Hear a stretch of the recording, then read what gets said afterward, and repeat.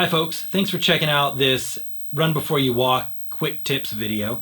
I want to take a few minutes and walk you through the real basic stuff that you need to know to figure out, like, where do I position the camera relative to the person I'm trying to film. Maybe you're at home and someone asked you to film part of the worship service from home, literally with your cell phone, or maybe you're operating the cameras at church and you're just like, just show me the basics. Like, what are the basics? I think we can do that in the next few minutes.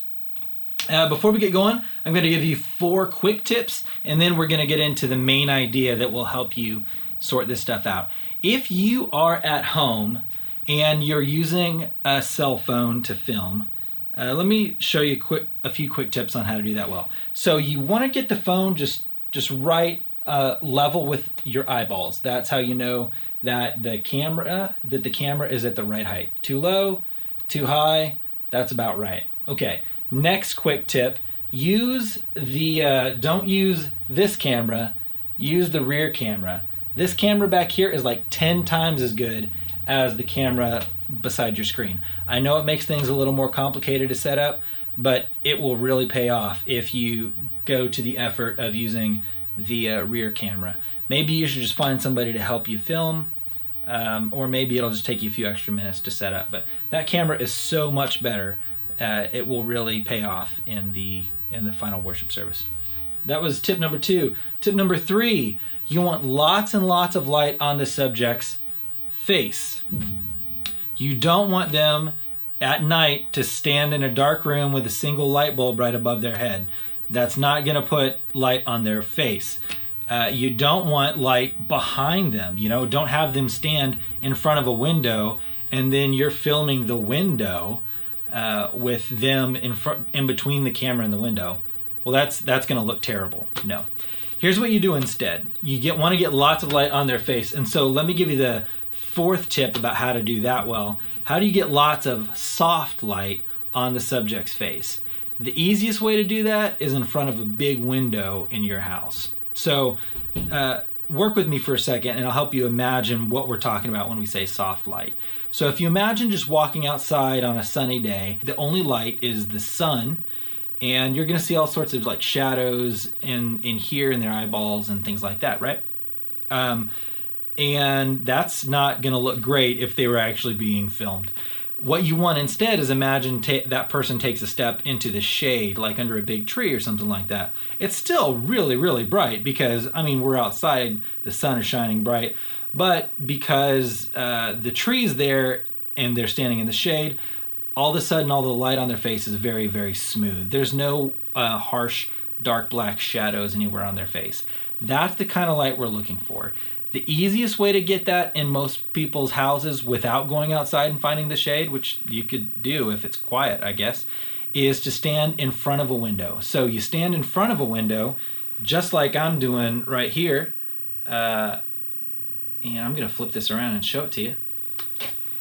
So you stand in front of a window so that the light from the window shines onto your face, and you position the camera so that it's filming your face. All right, those were 4 quick tips before we got into our main idea. Our main idea today is going to help you sort out exactly where in the frame do we put the person that's speaking. For that, you need to understand something called the rule of thirds. The rule of thirds is a really basic thing in visual images, photography, videography. And what you do for the rule of thirds is you just imagine the frame of your camera or the frame of your video divided into 3. So you got 1, 2, 3, and you got 1, 2, 3, just like that. What that does is it sort of gives you a grid. And if you look at that grid tells you where to position people. Now, what I'm going to tell you how to do is how to position people in the settings that we use in church. And you can see these principles at work if you look at people who are doing similar things on TV and have been doing for 40 or 50 years. For example, the best example actually is an opening monologue on the Oscars or on late night TV or something like that. You'll see them doing the same thing with the camera. Even though they're trying to be funny and we're trying to say serious things, essentially we're trying to let the weight of our words be the most important thing. And so in that scenario, whether you're reading scripture or you're preaching the sermon, you probably want to do the same thing with the camera that they do for the opening monologue at the Oscars, or Jimmy Kimmel does, or Johnny Carson did back in the day. So here's what you do. You put them right in the center of the frame. Put them right smack dab in the middle. And if you're not filming with a camera, maybe you're at church and you've got a camera on a tripod, you just follow them and try and keep them roughly in the center of the frame and get their head above the line in that top third quadrant. Top third. Easy peasy. Once you've done that, make sure that you're not cutting their head off, and that there's a little bit of space above their head. You want a little bit of space. How much doesn't matter that much. But back up or zoom out if you can, until you've got that much space, and probably that'll take care of the rest of the shot.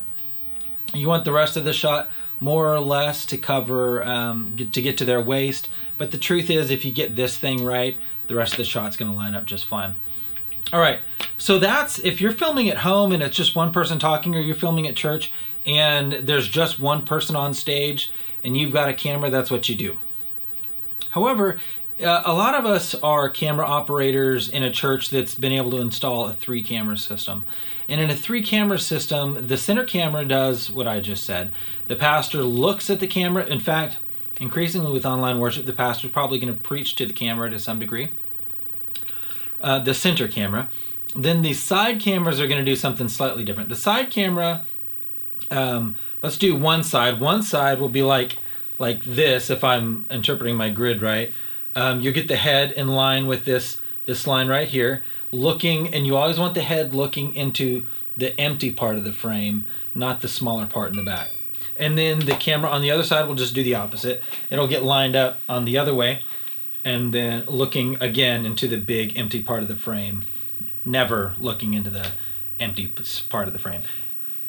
That's it. Positioning a camera for a single individual speaking is pretty straightforward. I hope that's been helpful to you, and I hope that helps the quality of the worship in your church. Talk to you soon.